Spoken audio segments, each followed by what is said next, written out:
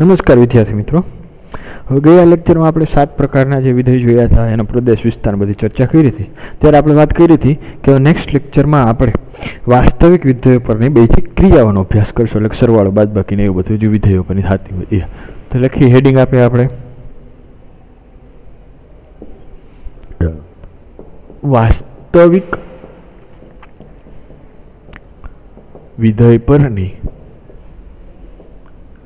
Basic ક્રિયાઓ। બરોબર, કેવી કેવી થાય શું કાંઈ બધો એનો અભ્યાસ કરીએ।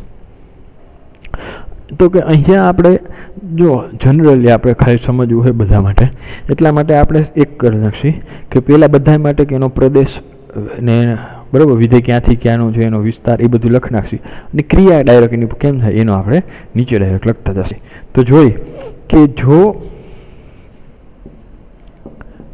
એફ અને બે વિધેયની ચર્ચા કરી, કારણ કે સરવાળો બાદ તફાવત કરો તો એક સંખ્યાનો કંઈ થાય ને બે સંખ્યા જ હોય, એટલા માટે આપણે લખીએ કે જો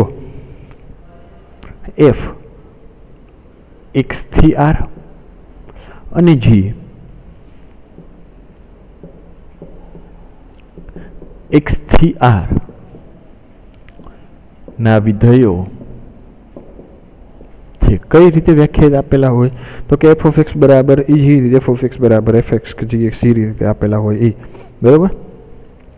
તો હવે કઈ રીતે થવાનું, જ્યાં એક્સ એ શું હોય આર નો કોઈ ઉપગણ આપેલો હોય, તો કે પેલું સરવાળા માટે તો જો બે વિધેય એફ અને જી એક્સ થી આર એક્સ થી આર આપેલો જી એક્સ થી આર, તો બંનેનો સરવાળો કરી એફ પ્લસ જી એ વિધેય ક્યાંથી થાય એક્સ થી આર નું થાય।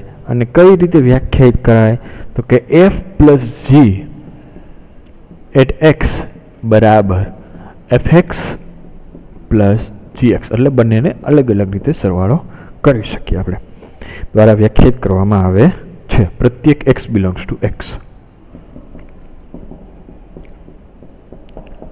બીજું બે વિધેય સરવાળો, બે વિધેયનો તફાવત કઈ રીતે વ્યાખ્યાયિત કરવાનો, તો કે F minus G at X હોય અને આપણે આવી રીતે પણ લખીએ કે બંને અલગ અલગ કરી શકીએ કે F X minus G X પ્રત્યેક એક્સ બિલોંગ્સ ટુ એક્સ, ઘાતનો સરવાળો થાય કે 1/2 પ્લસ 1 1/2 પ્લસ 1 એટલે કે 3/2, તો એક્સ બરાબર તો બરાબર એક્સ રેઝ ટુ 3/2। ક્લિયર થઈ ગયું માટે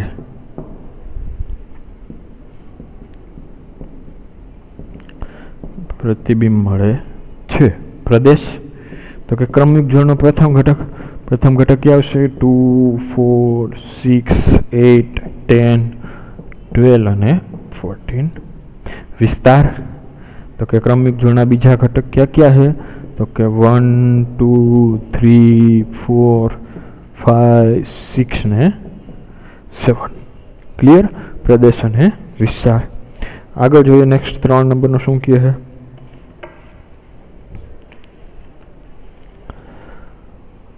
એની અંદર 3 નંબર છે 1 3 1 5 અને 2 5।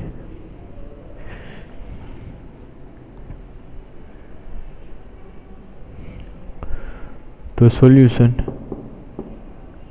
આકૃતિ દોરીએ અહીંયા,